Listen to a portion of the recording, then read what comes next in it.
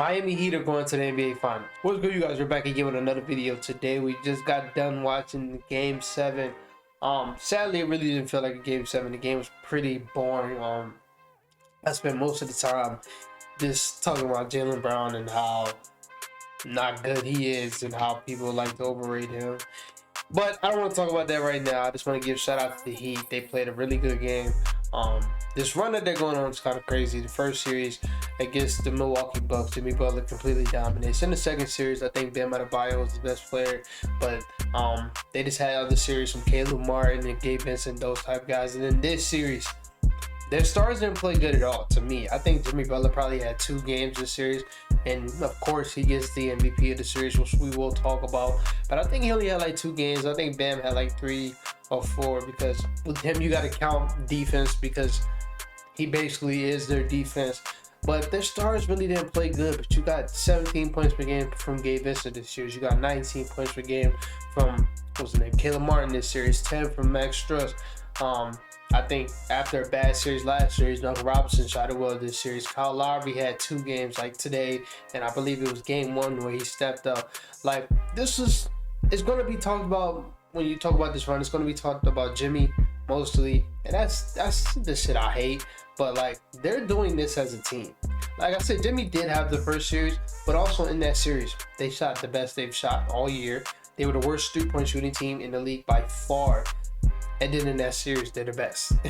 They have the #1 offense, well, #2 actually, after Denver, this whole playoffs. From going, in the regular season, they were like 27. So this turnaround is not just Jimmy. Even though Jimmy has had the bigger moments, this turnaround is from the whole team. And I just want to say shout out to them for having this great turnaround. We will have a prediction video for the finals later on this week, because the finals won't start on Thursday. And that sucks. It's like a 2-day turnaround. They get 2 days off, then they got a game on Thursday. That sucks, especially when the Nuggets been resting for like 9 days. That's going to suck. But just talk about this game a little bit more. The Celtics offense just showed how bad it was, and I've been saying it for the longest time. They're the Jazz 2.0, and I'm talking about the Donovan Mitchell Jazz, of course. Where when I say that, I'm saying they just force threes, and when them threes don't go down, they don't have another avenue to score.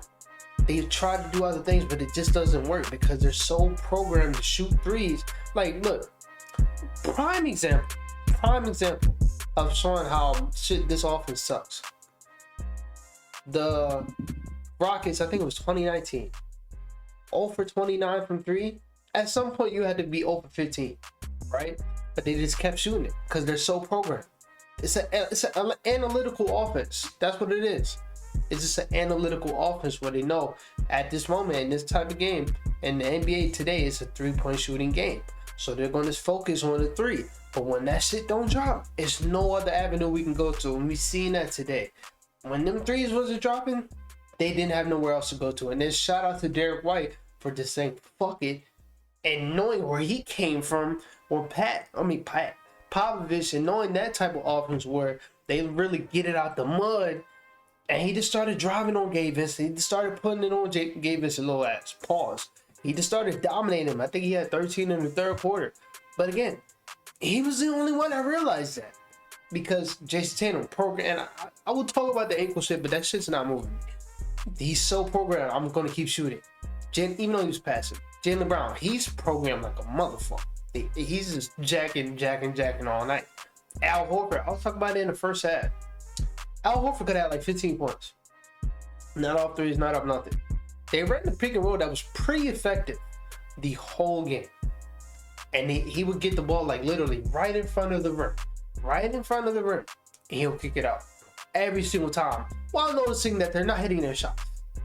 But I can easily just take a 2-point leg. But no, I'm so fucking programmed that I'm going to keep kicking the ball out. And if they're just going to keep missing, I'm not going to make an adjustment. That's what all the playoffs is about, is making an adjustment. If I keep kicking the ball and they miss it and I'm passing up an open leg, I'm not kicking it out no more. That's what I'm talking. It's just so programmed, and you've seen it today. They need to make some changes. Marcus Smart has done a great job. They have gotten the farthest with him as a point guard. But maybe getting a real point guard there is going to help. maybe. And I'm not talking about like no Dame type guy. No, I'm talking about a Ricky Rubio type guy, Rajon Rondo type guy, a floor general. I'm talking about that. That's what they need. I would fucking. It's so hypothetical, but I would trade Jaylen Brown for Tyrese Halliburton. I'd do that. I would do that in a heartbeat. But still, like they need a floor general bad, because shout out to the Leafs that Jason Tatum made in his playmaking. Same thing with Marcus Smart, but they are not playmakers like that, and they can't control an offense like other guys at their position can. So they need a real playmaker. They need help. Like Rob Will again had to go to the locker room. They just, I don't know. Malcolm Brogdon was hurt. It's a good team, bro. I wouldn't say drastic changes.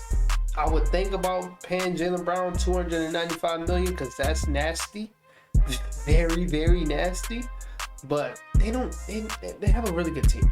It's not every team is gonna win every year, even though for them this is a failure year because they were just in the finals last year, and if they would have showed up tonight, they would have been in the finals again. So this is a failure year, but you're going to have that in the journey.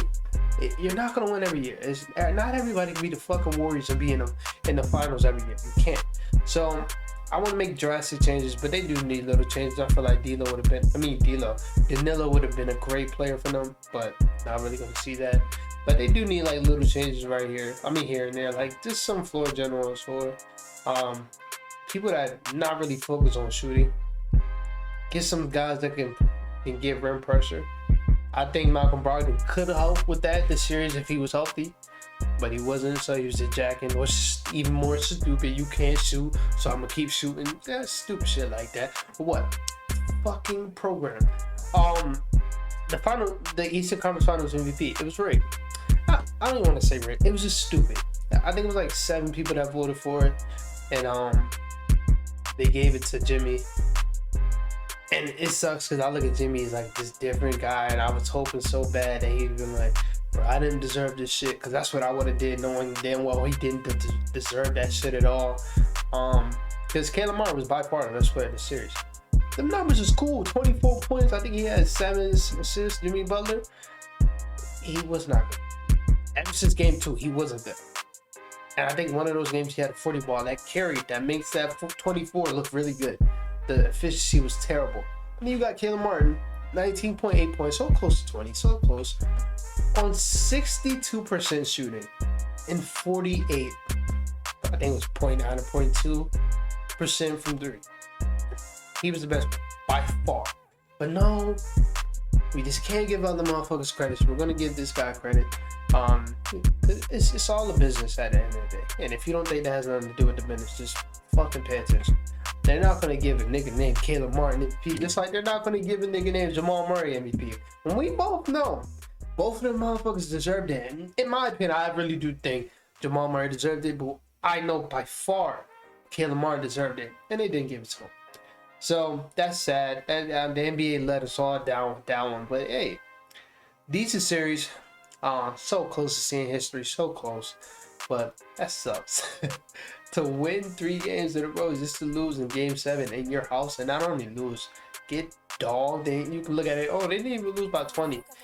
Nigga, that game was over at halftime. That's worse than losing by 20. Just to know that you can't do nothing to come back. Like, nah, that was terrible. So let me know what y'all think for the finals. My finals video will be dropping one day this week. I just can't wait to the off season. I don't give a fuck about this. But hey, I am excited to watch the finals. I just don't give a fuck who wins. Really, I don't. Oh, I do want MPJ to get a ring, and if the Nuggets win, my nigga Bones is going to get a ring. So hey, I want them to win, but I can't wait to watch it. I'm so focused on the off season because I got big things planned for the channel. But I'm gonna wrap this video up. I will see you guys one day this week. Peace out.